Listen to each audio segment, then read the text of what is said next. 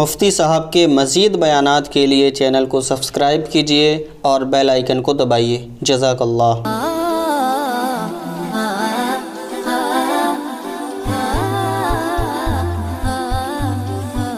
تو اس لیے اللہ نے اس آیت میں پہلے بتا دیا وَمَنْ أَرَادَ الْآخِرَةَ، جو آخرت کا ارادہ کرنا چاہتا ہے، جو چاہتا ہے کہ میں جنت میں جاؤں، تو پہلی شرط کامیابی کی کیا ہوئی؟ کس کا ارادہ کرنا پڑے گا؟ یعنی اللہ نے یہ کامیاب لوگوں کی علامت بتائی ہے کہ پہلی شرط کیا ہے کہ آپ کوئی بھی عمل کر رہے ہوں تو نیت کیا ہو؟ اللہ کو خوش کرنا اور جنت طلب کرنا نیت ہونی چاہیے۔ آگے ارشاد فرمایا وسعا، اور پھر اس کے لیے کوشش بھی، بولو بھائی شروع کر دے۔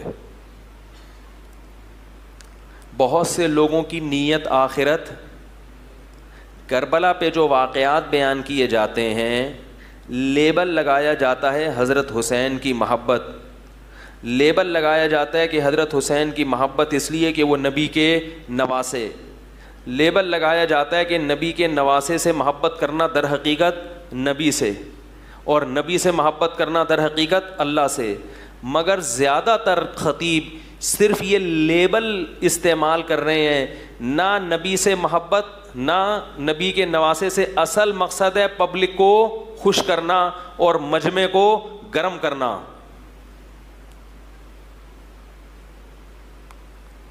اور کوئی مقصد نہیں ہے، میں سب کی بات نہیں کر رہا، لیکن محرم میں اکثر جو غلو کیا جاتا ہے اس سے اللہ کی رضا مقصد نہیں ہوتی، کیونکہ اللہ اس قسم کی چیزوں سے راضی نہیں ہوتے۔ قرآن اٹھا کے دیکھو، قل تعالوا اتل ما حرم علیکم ربکم، اے نبی ان سے کہہ دو آؤ میں تمہیں بتاتا ہوں کہ تمہارا رب کن چیزوں سے خوش اور کن چیزوں سے ناراض ہوتا ہے۔ کتنا پیارا انداز ہے قرآن کا۔ مشرکین مکہ بھی اللہ کو خوش کرنے کے لیے کچھ عجیب عجیب کام کیا کرتے تھے، اللہ نے سب پہ رد کر کے کہا کہ تعالو۔ عربی میں ایک لفظ استعمال ہوتا ہے ایتی، ایتی کا مطلب ہے ادرا، کہتے ہیں نا اتھیا، یہ تھوڑا سا مہذب لفظ نہیں ہے۔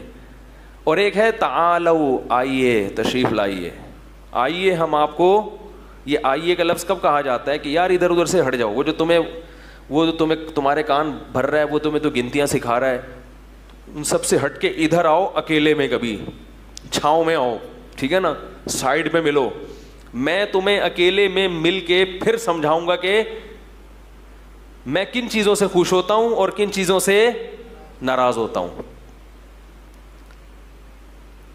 جیسے کوئی کسی کو خوش کرنے کی کوشش میں لگا ہوا ہو، لیکن جس کو خوش کر رہا ہے وہ اس سے اور پریشان ہو رہا ہے، تو وہ جذبہ دیکھ کے کہے گا یار تم خام خواہ میں اپنی صلاحیتیں ضائع کر رہے ہو، آؤ ذرا میں تمہیں خود بتا دوں کہ کیا کرنا ہے اور کیا نہیں کرنا۔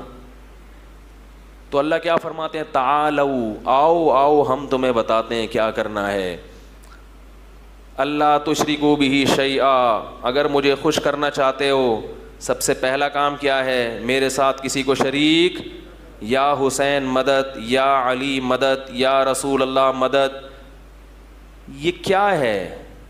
میں کسی کو پہ کفر کے فتوے نہیں لگاتا، لیکن کیا یہ شرکیہ نعرے نہیں ہیں؟ کبھی دیکھا امام حرم کو یا رسول اللہ مدد کا نعرہ لگاتے ہوئے؟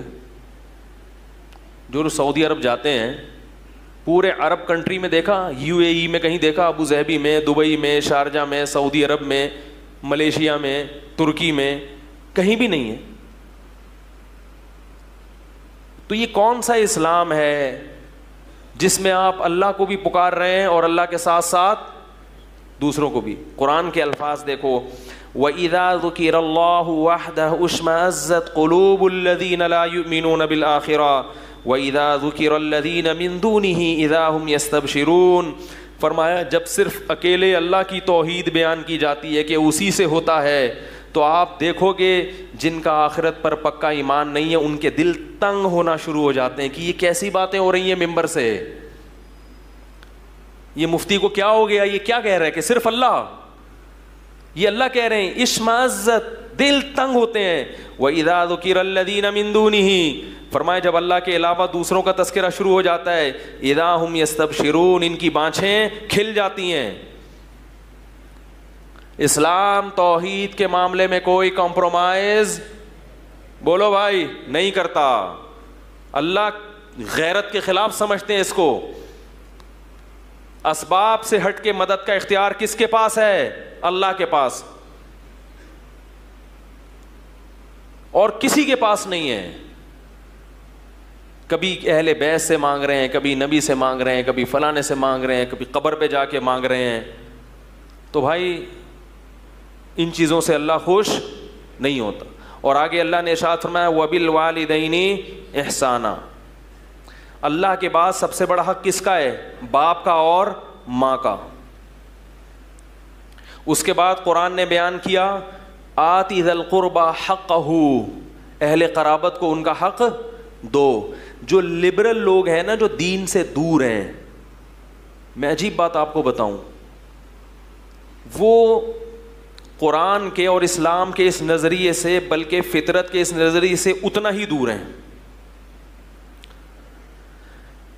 آپ جاؤ گوروں میں، سب سے دور کس سے ہیں؟ اللہ سے. حالانکہ قرآن سب سے پہلے کس کو بیان کرتا ہے؟ بولو نا، اللہ کو. جو لبرل لوگ ہیں نا، وہ اللہ کے علاوہ ہر ایک کی سنتے ہیں. کہہ رہے ہیں نا عاطف میاں کو بحال کرو، ان سے کبھی آپ بیٹھ کے بات کرو تو اللہ کے علاوہ ہر ایک کی بات یہ غور سے سنیں گے. ان کو بتاؤ عمران خان کا یہ بیان ہے، مولانا فضل الرحمان نے یہ کہا، نواز شریف نے یہ کہا، اچھا اس پہ تبصرہ ہوگا اللہ کا یہ حکم ہے. یہ کیا ہوتا ہے بھائی؟ یہ کیا باتیں کر رہے ہو؟ اللہ کا حکم، یہ کہاں سے مولوی کہاں سے آ گیا درمیان میں؟ بھائی مولوی نہیں کہہ رہا، قرآن. بھائی قرآن کیا ہوتا ہے؟ بھائی نبی نے فرمایا یار چھوڑو یار، یہ مسجد کی باتیں، مدرسے کی باتیں ہیں، اس قسم کی باتیں ہمارے سامنے نہیں کیا کرو. مذہب کی باتیں ان کو وہاں سائڈ پہ رکھو. یہ ہوتا ہے کہ نہیں ہوتا؟ آپ اس کو بتائیں گورنمنٹ کا یہ قانون ہے، سنے گا. اقوام متحدہ کا یہ قانون ہے، سنے گا. اللہ کا قانون ہے، نہیں سنے گا. قرآن نے ان لوگوں کی کیفیت بھی بیان کی ہے. فلا صدق ولا صلی ولکن کذب وتولی ثم ذهب الى اهله يتمطى اولا لک فاولا ثم اولا لک فاولا. فرمایا جب اس کی موت کا وقت آئے گا میں ایسے کہوں گا کہ نہ تو نے میری آیات کو غور سے سنا، نہ ان کی تصدیق کی. تیرے سامنے جب میری آیات اور میرے احکام بیان کیے جاتے تھے، منہ پھیر کر تکبر کے ساتھ اپنے گھر کی طرف چلا جاتا تھا. اولا، اللہ فرماتے ہیں تباہ ہو جائے تو، لکا فاولا، پھر ہم کہتے ہیں برباد ہو جائے تو، ثم پھر ہم کہتے ہیں اولا، تو تباہ ہو جائے، ثم اولا لکا فاولا، پھر ہم کہتے ہیں تو تباہ ہو جائے. ایحسب الانسان ان یترک سدی، تو نے کیا یہ گمان کر رکھا تھا کہ میں نے تجھے پانی کے قطرے سے پیدا کیا؟ پیدا جب کیا تو ماں کی چھاتیوں میں دودھ کے چشمے جاری کر دیے.